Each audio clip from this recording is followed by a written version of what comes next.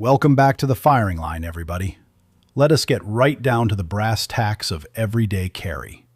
Slapping down your credit card for a polymer-framed, striker-fired pistol does not magically turn you into a seasoned gunfighter. That transaction is merely your entry ticket into a lifestyle that demands absolute, unwavering vigilance. When you decide to strap on a defensive tool, you are making a silent promise to yourself and your loved ones. You are swearing that if violent chaos ever erupts in your zip code, you will possess both the mindset and the hardware to decisively stop that threat. Spend 5 minutes at any local shooting club, and you are going to hear guys arguing over the perfect draw stroke. They will yell themselves hoarse debating the tactical merits of inside the waistband versus outside the waistband. But today, we need to completely flip the script. Knowing exactly how not to carry your firearm is arguably more important than finding your perfect rig. Avoiding a catastrophic holster setup is the true secret to staying above ground. We are going to dissect the most dangerous, tactically flawed, and downright reckless ways you can conceal a pistol. We are talking about those Hollywood-inspired fantasy rigs that will leave you completely defenseless out on the asphalt.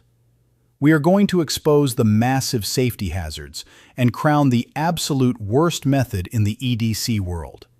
Because carrying a defensive weapon is a life-saving protocol, not a fashion statement. If your pistol is not instantly in your hand when the shot timer of life goes off, you are essentially lugging around a useless paperweight. Let me tell you, when you study the actual FBI data and real-world surveillance footage, lethal force encounters happen with terrifying speed. The classic rule of 3 is still a solid baseline to live by. 3 seconds, 3 rounds, 3 yards. If your sidearm is buried under layers of heavy winter clothing or trapped in a spot that requires a yoga pose to access, the fight is over before your muzzle ever sees daylight. A terrible holster location turns your life insurance policy into a fatal liability. So, let us go ahead and lock that slide back, visually and physically clear the chamber, and break down the absolute biggest blunders in the concealed carry community. The brutal reality of appendix carry. First up on the chopping block is the single most polarizing topic in the entire firearms industry: appendix inside the waistband. Ever since the tactical training boom really took off in the early 20X era, stuffing a loaded pistol down the front of your trousers has become the gold standard for high-level shooters. You are indexing that grip right at the 12 or 1 o'clock position on your belt. And coming from a strictly combative point of view, I completely validate the hype. The deployment speed from appendix is violently fast. Because your primary weapon system is anchored dead center on your torso, you can fiercely fight off an attacker who is trying to rip that gun away from you. Plus, it virtually disappears underneath a basic summer t-shirt, completely eliminating that nasty grip printing issue you get with traditional hip carry. For the dedicated guys putting in thousands of dry fire reps, appendix is usually the undisputed king of efficiency. But we need to have a very sobering chat about muzzle discipline. When you carry on your strong side hip, a negligent discharge usually bites the dirt, or maybe grazes your backside. When you run an appendix rig, that barrel is aimed point blank at your femoral artery and your most vital plumbing. If you get sloppy and punch a hollow point through your femoral, you are going to bleed out in the grocery store parking lot before the paramedics even start their engines. That inherent risk skyrockets when we talk about modern striker-fired platforms. Whether you are running a standard Glock or the SIG 320, you do not have the safety net of a long, heavy double-action trigger pull. There is no external hammer for your thumb to pin down while you seat the weapon. If a wayward shirt tail or a jacket drawstring finds its way inside that trigger guard while you are aggressively holstering, you are in for a life-altering tragedy. So, am I telling you to toss your appendix holsters in the trash? Absolutely not. But running this setup demands a strictly enforced zero-tolerance policy for lazy gun handling.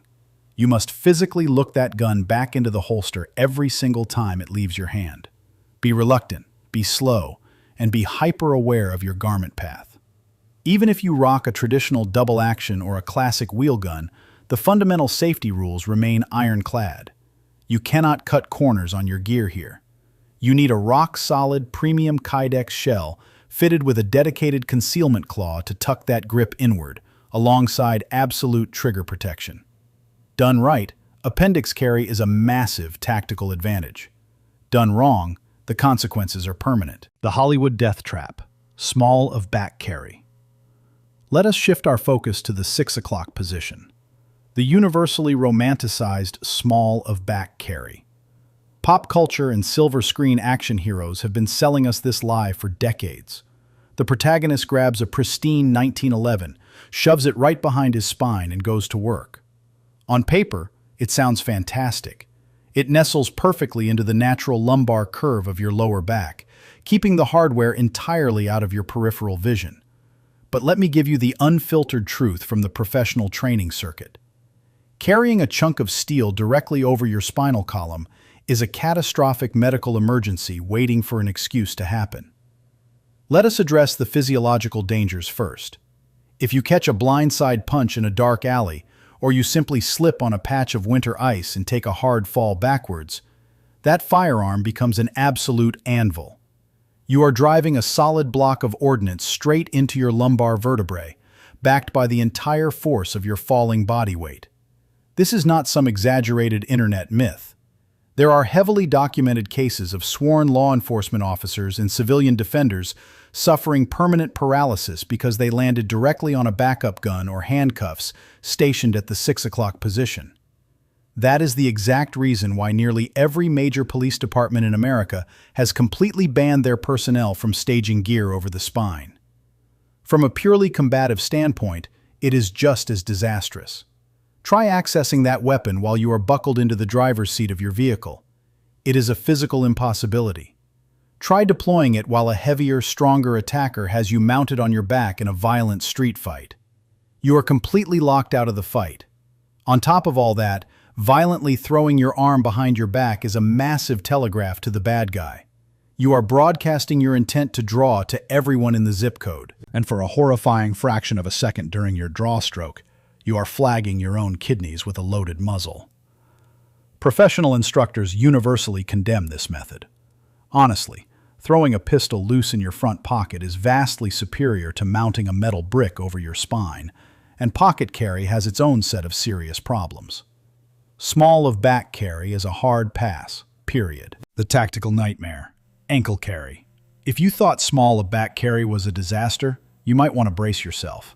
Let me introduce the undisputed heavyweight champion of terrible defensive decisions, the ankle rig. Strapping a piece of ballistic hardware to your lower leg sounds incredibly slick if you are playing a secret agent, but it completely falls apart under real-world conditions. Let us look at the basic physics of human locomotion.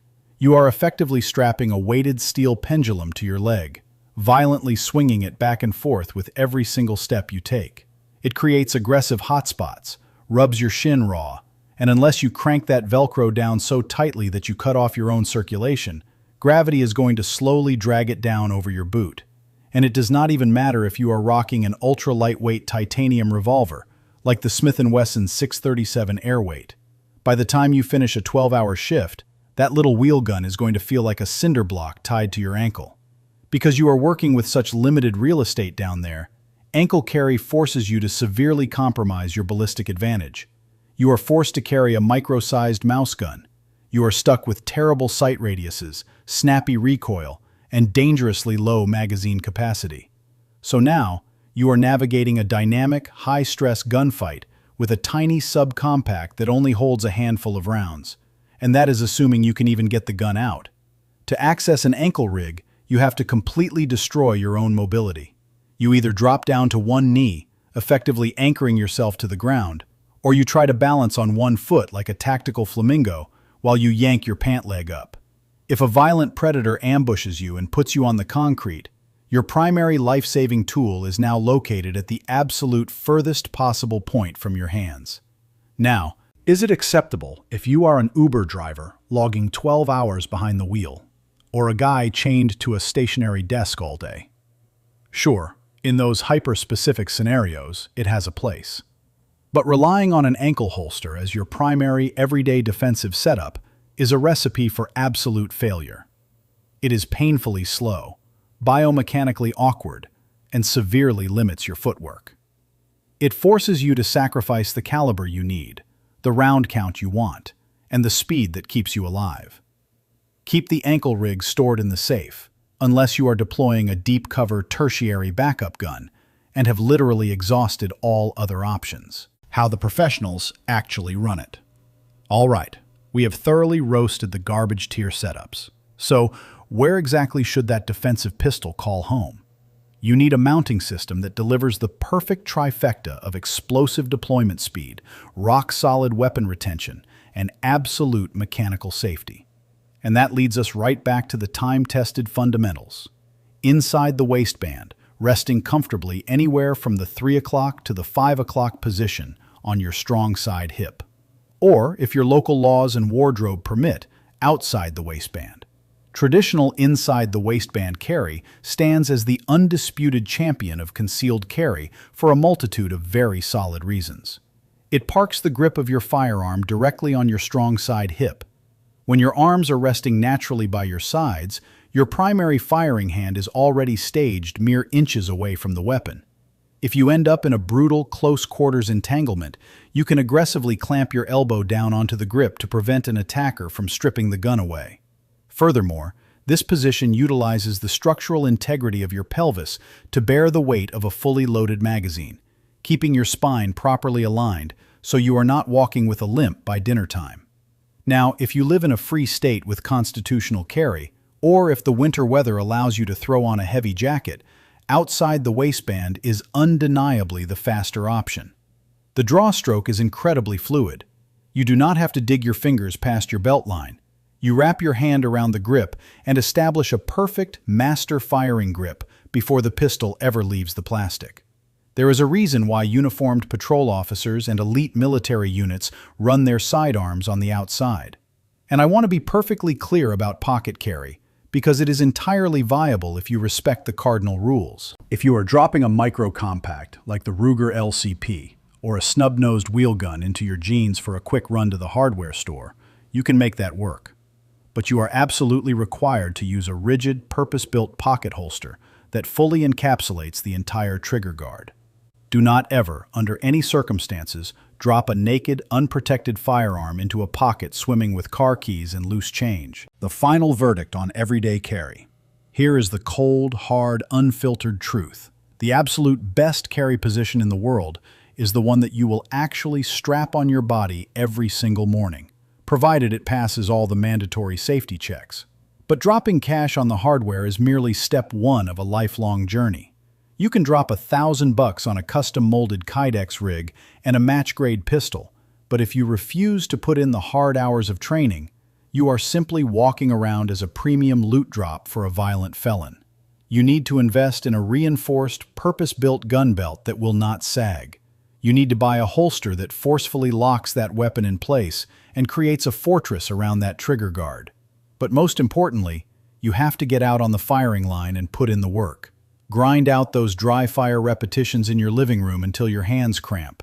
Burn the muscle memory of an explosive draw stroke into your central nervous system, and fanatically practice your reholstering technique without sweeping your own anatomy.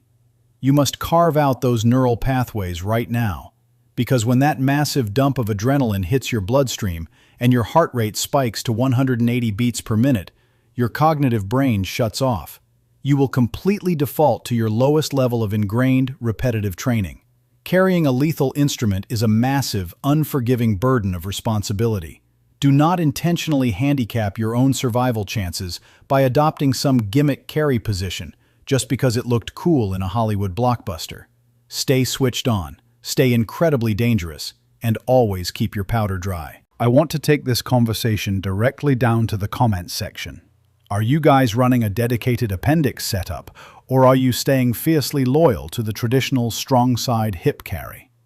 Has anybody out there actually tried running an ankle rig for a full shift and immediately regretted that decision? Drop your daily carry loadouts and holster preferences down below.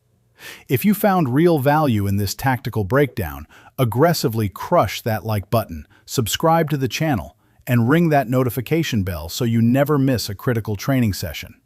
Stay safe out there, watch your six, and we will see you out on the range.